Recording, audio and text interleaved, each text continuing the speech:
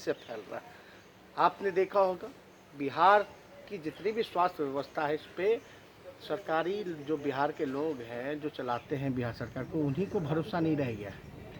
अभी आपने देखा होगा एक वीडियो, अपर सचिव जो हैं गृह विभाग के, उनको भर्ती नहीं कराया गया एम्स में और जान चली गई। कुछ दिन पहले हमने एक वीडियो ट्वीट किया था जिसमें कि एनएमसीएच का था, जहां अपने पिता का वो ऑक्सीजन जो है वो चेंज कर रहा था। वो बार बार कंप्लेन कर रहा था, गुहार लगा रहा था कि यहाँ कोई डॉक्टर नहीं है, यहाँ कोई नर्सेज नहीं है और इलाज ढंग से नहीं हो रहा, कोई व्यवस्था नहीं है। पूरी तरीके से बिहार सरकार आपदा के समय भ्रष्टाचार का पूरी तरीके से बोलबाला है और इनको चुनाव की चिंता है। उसके पिता की भी मृत्यु हो गई। अब ऐसे समय अगर कोई भागलपुर का कोई जिलाधिकारी अगर संक्रमित पाया जाता है तो वो भागलपुर मेडिकल कॉलेज में उसकी भर्ती नहीं होती है, क्योंकि उसका विश्वास नहीं है वहाँ। वो पटना भी आएगा तो एनएमसीएच या पीएमसीएच इनमें भर्ती नहीं होगा। वो कहाँ जाएगा? वो वहाँ जाएगा, एम्स जाएगा। आखिर ऐसी क्यों व्यवस्था? और एम्स जो है कहता है कि हम केवल और केवल वीआईपी लोगों को ही ले सकते हैं। तो हमारा सवाल है कि आखिर ये गरीब जाएंगे कहाँ? कहाँ इनको भर्ती होगा? कई हमने वीडियो देखे जहाँ पॉजिटिव पाए जा रहे हैं, उनका टेस्टिंग भी नहीं लिया जा रहा है। क्यों नहीं लिया जा रहा है? जितना है सारा रेफर कर दिया गया है। तो ये जो कुव्यवस्था है, जो भ्रष्टाचार के वजह से इन चुनाव की इनको जो चिंता है, कुर्सी की चिंता है, क्योंकि हमारा स्पष्ट मानना है जान है तो जहाँ है। लोकतंत्र में लोग ही नहीं रहेंगे तो तंत्र का क्या मतलब रह जाएगा? तो ज़्यादा से ज़्यादा हम तो चाहते हैं, अगर इनको नहीं लगता है कि कोरोना नहीं है खतरा, किसी का जान माल का नुकसान नहीं होगा, तो आप कराइए परंपरागत तरीके से चुनाव। अगर परंपरागत तरीके से आपको लगता है कि कोरोना महामारी है, जो कि WHO ने भी अब कह दिया कि महामारी है, तेज़ी से फैल रहा है और भयानक रूप लेने वाला है, तो थोड़ा अगर विलम्ब हम लोग कर ले तो आखिर जल्दबाजी क्यों है? विलम्ब करने में क्या दिक्कत है? लोगों की जान की सुरक्षा। और जब तक जो है चुनाव इसलिए ना होता है कि लोगों की जान बचाई जाए, लोगों की ज़िंदगी को बेहतर बनाई जाए, तो जब लोगों की जान पे ही खतरा आएगा तो ये कहाँ से उचित होगा? तो इसमें भी एक सवाल है, ये तो उनके दिमाग में ये बात नहीं बैठ रही। हम भागने के लिए नहीं है, यहाँ आफत आई हुई है। जो सत्ता में बैठे उनसे पूछिए लॉकडाउन क्यों किया है, क्यों किया गया है लॉकडाउन? फिर से दोबारा लॉकडाउन क्यों किया गया? लॉकडाउन को क्यों बढ़ाया गया? ये सवाल का जवाब दे। बोलेंगे कोरोना है, कोरोना की वजह से लॉकडाउन जो है भयावह रूप ले रहा है, जान का नुकसान है।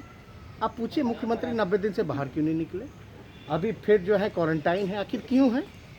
जब मुख्यमंत्री क्वारंटाइन हो गए तो आम लोगों की ज़रा सोचिए क्या स्थिति होगी। यहाँ टेस्टिंग नहीं बढ़ाई जा रही। तो हम तो यही कह रहे हैं कि परंपरागत तरीके से चुनाव कराइए ना। फिर तो आपको फिर डर क्या है?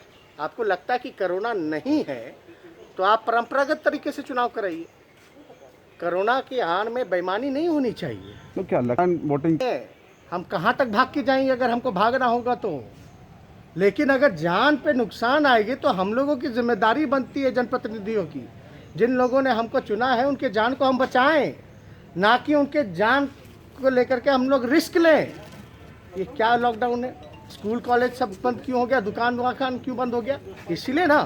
तो आप समझिए कि एक दिन में अगर चुनाव के दौर में अगर सब लोग सड़कों पर करोड़ों की संख्या में लोग निकलेंगे और कई अधिकारी पाए गए हैं पॉजिटिव, तो संक्रमण जो है कितने लोगों का इन्वॉल्वमेंट होगा? लाखों करोड़ लोगों का। कितनी चीज़ें जो हैं वो छूना होगा, ये करना होगा, वो करना होगा। क्या ये दौर हम पूरा सिस्टम चुनाव में लगाए या लोगों की जान बचाने में लगाए?